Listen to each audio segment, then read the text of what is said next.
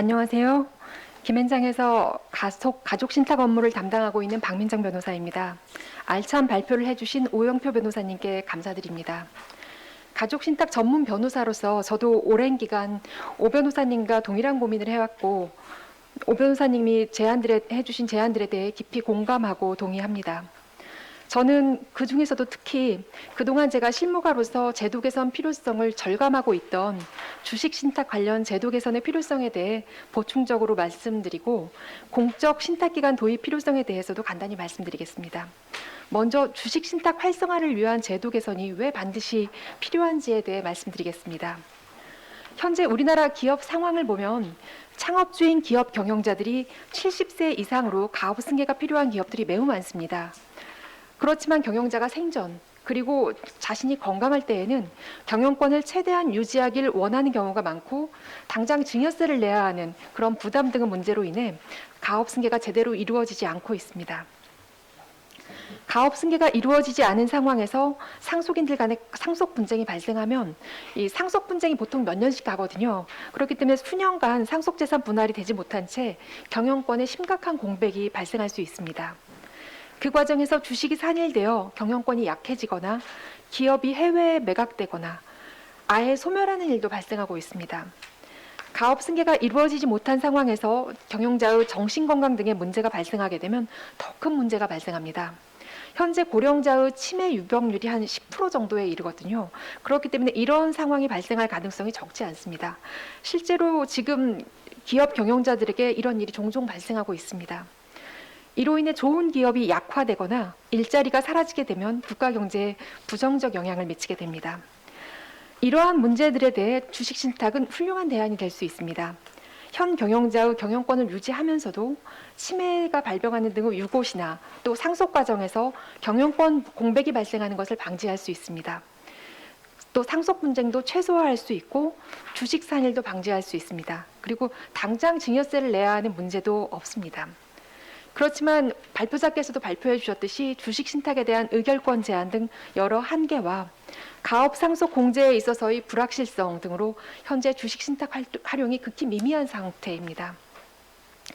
예컨대 제가 관여했던 사건 중에는 가업 상속 공제를 받기 위해 주식 신탁 등을 하지 않고 경영자가 보유한 주식 전부를 경영자가 후계자로 계획했던 자녀에게 유증하고 공증까지 작성해둔 사례가 있는데요.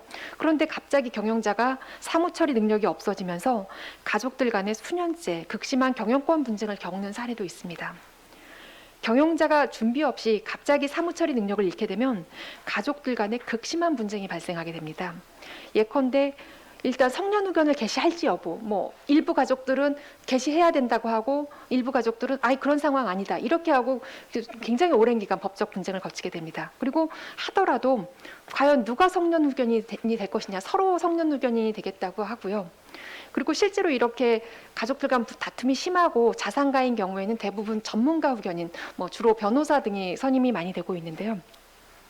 그렇게 성년 후견인이 선임된 후에도 매번 주주총회를 할 때마다 과연 그 성년 후견인이 어느 안건에 대해서는 찬성을 하고 어느 안건에 대해서는 반대를 할지 그러한 내용들을 두고 매 주주총회를 할 때마다 가족들 간에 심각한 분쟁이 발생합니다.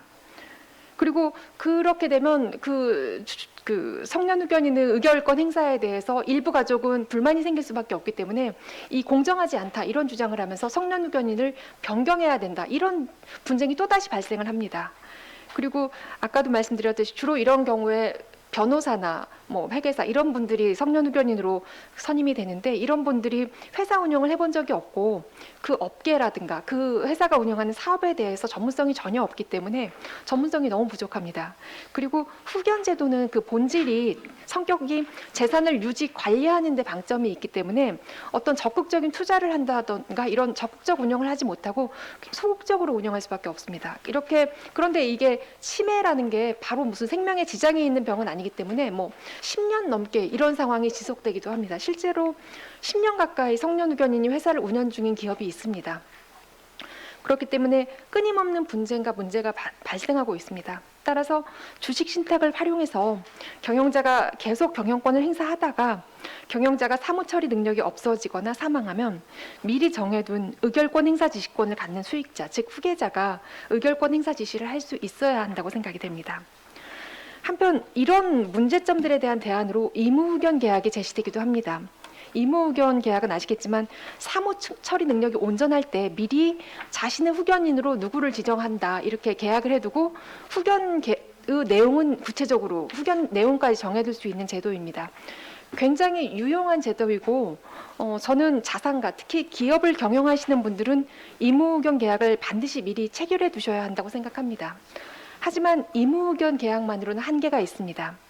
의무후견 계약은 가정법원이 본인이 사무처리 능력이 부족한 상황에 있다고 인정해서 의무후견 감독인을 선임한 때부터 효력이 발생하는데 본인이 사무처리 능력이 부족한 상황인지 여부에 대해서 또다시 가족들 간 분쟁이 발생할 수 있습니다.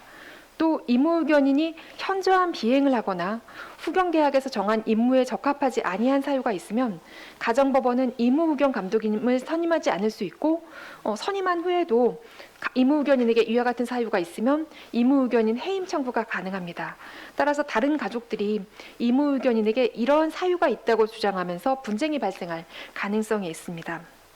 그리고 의무후견인의 권한은 원칙적으로 피후견인이 사망하면 종료하기 때문에 의무후견 계약만으로는 오너 사망 후에 상속 분쟁 종결 시까지의 경영권 공백을 막을 수가 없습니다.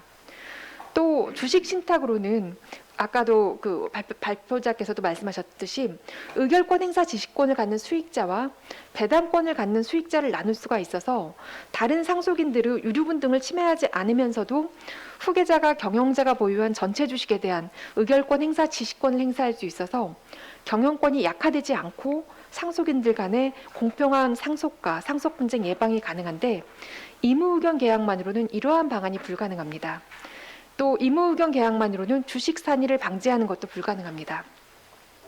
따라서 의무후견 계약과 더불어서 주식 신탁을 활용하여 오너가 사무처리 능력이 없어지거나 사망 시에는 미리 정해둔 의결권 행사 지시권을 갖는 수익자, 즉 후계자가 의결권 행사를 지시하고 상속 분쟁을 예방하고 주식 산일도 방지할 수 있어야 합니다. 이처럼 주식 신탁이 활성화될 수 있는 제도 개선이 반드시 필요합니다. 다음으로 저소득층과 장애인 등을 위한 공적 신탁기관 도입도 필요합니다. 신탁은 저소득 고령층과 장애인 등을 위한 사회적 안전망으로 기능할 수 있습니다. 그렇지만 현재는 신탁업자들이 모두 영리기관이어서 신탁 수수료가 부담이 되어 이용이 극히 미미한 상황입니다. 이와 관련해 싱가포르의 특별수요 신탁제도가 좋은 참고가 될 수 있습니다. 싱가포르의 특별수요 신탁제도는 사회가족부 지원을 받아 설립된 특별수요 신탁회사가 수탁자가 되어서 장애아와 고령자를 위한 신탁 업무를 수행하는 제도입니다. 신탁 보수의 90에서 100%는 사회가족부의 부조를 받기 때문에 이용자들이 지불해야 하는 수탁자 보수가 매우 저렴합니다. 그리고 신탁 금전이 투자되더라도 신탁 금전 원본이 정부에 의해 보장됩니다. 우리도 싱가포르의 특별수요 신탁제도 등을 참고하여 정부가 지원하는 비영리 법인이 수탁자가 되어 저소득 고령층과 장애인 등이 부담 없이 이용할 수 있는 공적 신탁제도를 도입하는 것을 제안드리면서 제 토론을 마치겠습니다. 이상입니다.